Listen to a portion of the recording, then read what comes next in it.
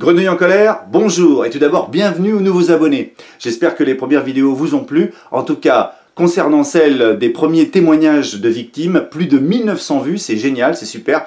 Je n'en espérais pas autant. Alors, on continue les vidéos car la crise est toujours là, toujours ce langage de sourds, toujours autant de gilets jaunes sur les plateaux télé et peu de place à la parole des autres Françaises et Français. Maintenant, ça va être une vidéo de témoignage de vie. Alors, si ça vous plaît, likez, partagez, bon visionnage. Témoignage de vie. Fanny. Juste un petit post, histoire de démontrer que les gilets jaunes, ce n'est pas les riches contre les pauvres. Je suis mère célibataire avec un enfant. Je gagne 1400 € par mois. Je viens d'un milieu pauvre. Ma mère nous a élevés, mon frère et moi, seuls. Elle était serveuse. J'ai connu les frigos vides souvent. J'ai dû arrêter l'école 2 mois avant le bac, à cause d'une dépression suite à la mort de mon papa. J'ai toujours travaillé. J'étais caissière, puis serveuse, et enfin secrétaire. J'ai toujours cherché à parfaire mon éducation, à écrire correctement et à évoluer. Lorsque je me suis séparé du père de mon fils en 2011, comme toutes les mamans dans mon cas, j'ai eu des aides sociales. Aujourd'hui encore, j'ai la prime d'activité. Mon fils a la chance d'aller à l'école gratuitement. On me rembourse le docteur s'il est malade. Aujourd'hui, je suis propriétaire d'une maison que j'ai achetée avec ma maman. Bon, on s'est endetté sur 30 ans et nous avons parfois dû faire des crédits pour payer les impôts en fin d'année. Mais nous y arrivons. Et tout ce que j'espère, c'est que mon fils aura une vie plus facile grâce à cette maison qui sera payée quand il sera grand, qu'il sera méritant et reconnaissant, et qu'il ne grandira pas dans un pays qui aura basculé dans l'extrême droite. Non, les gilets jaunes, ce n'est pas les riches contre les pauvres. Ce serait plutôt les étroits d'esprit qui n'ont pas le QI nécessaire pour appréhender ne serait-ce que des notions d'économie, de budget de l'État. Ceux-là même qui n'ont pas une once de reconnaissance, ni de mérite, envers ce pays qui les a si souvent aidés. Vous avez déjà entendu un gilet jaune évoquer ses allocations chômage ou familiales, ses APL? Moi, jamais. Ceux-là même qui vous disent « Elle dit pas que des conneries, Marine » ou « Oh, c'est pas son père » et auxquels vous voudriez tellement répondre, faut vraiment être le dernier des abrutis pour avaler la version édulcorée du FN que vous sert cette chère Marine. En résumé, non. La vie n'est pas toujours facile. Il faut du mérite, du courage et beaucoup de persévérance. Ne pas se plaindre, avancer. Car non, l'État français n'est pas responsable de votre niveau de vie, ni de votre éducation. Vous l'êtes. Vous ne représentez pas le peuple français. Vous ne me représentez pas, moi. Jean. Bonjour. Je suis sous oxygène. Je touche 860 € de pension et 277 € d'APL avec un loyer de 600 € pour à peine 9 mètres carrés. Et pourtant, je ne suis pas gilet jaune. Je suis juste un Français qui aime son pays, ce qui n'est pas le cas des gilets jaunes.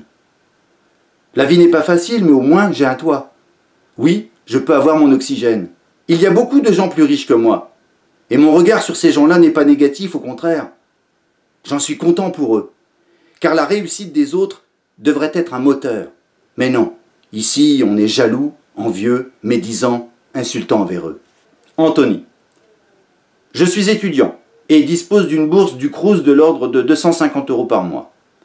Mes parents, malgré leur salaire pas très élevé, il y a pire bien évidemment, me payent mon loyer de 300 € par mois, ainsi que l'électricité, 50 €, l'eau pour 10 €, ma box internet 10 € et mon forfait téléphonique de 5 €. Il faut cependant prendre en compte la distance entre mon lieu d'études et mon domicile, 700 km, et le fait que je rentre uniquement pendant les vacances, une fois par mois. J'ai pour environ 150 € de frais entre le carburant et le péage. Le voyage en train me coûterait beaucoup plus cher, et ce coût-là, je le paye. Ce qui, nous sommes d'accord, est tout à fait normal.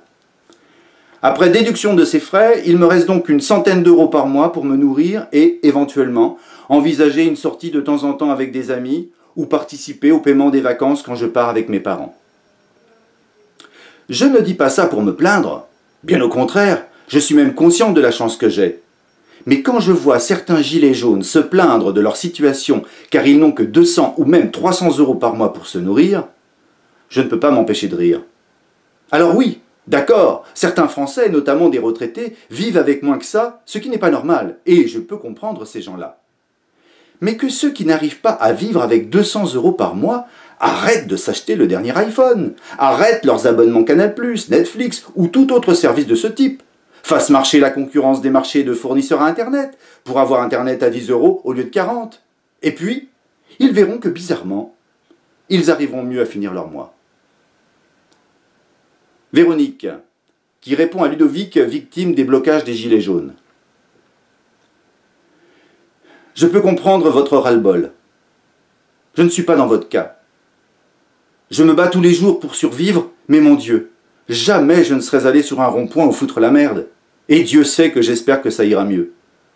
J'alterne chômage et CDD à 2 francs 6 sous. Pas de voiture, car bien sûr interdit bancaire. J'assume mes conneries, donc pas de crédit. De toute façon, comme je suis au chômage, je n'aurais pas pu, lol. Je vis avec 790 €, mais j'ai la santé et mes enfants qui sont là et mes petits-enfants. Alors tous les jours, je garde le cap. Mais je comprends votre ras-le-bol. Cédric, bonjour. Je gagne au jour d'aujourd'hui 1205 € net, un peu au-dessus du SMIC, célibataire, et je suis foulard rouge. Pourquoi ? Le salaire n'est pas une fin en soi-même, si les fins de mois ne sont pas toujours faciles. J'ai fait le choix d'aller vers un travail qui me plaît et non pas d'aller vers le mieux payé. J'ai fait le choix de prendre une petite maison qui rentre dans mon budget, sans allocation, plutôt qu'un super pavillon dont je n'aurais pas su assumer les charges. Ma TV a plus de 10 ans, et non, je n'ai pas le 4K. Et pourtant, le jaune ressort très bien. J'aurai encore plein d'exemples comme ça. Je ne paye pas d'impôts, j'ai le droit à la PPE pour 60 €. Je suis pris à 100% pour la Sécu, sans laquelle je serais mort à ce jour dans un autre pays où il faut compter 800 € par mois. Tout ça pour vous dire que, oui, la vie n'est pas forcément facile tous les jours, mais c'est ma vie, et je suis fier qu'elle se déroule en France, pays qui est tant envié par tant de personnes dans le monde entier. Aimez votre pays et stop aux violences.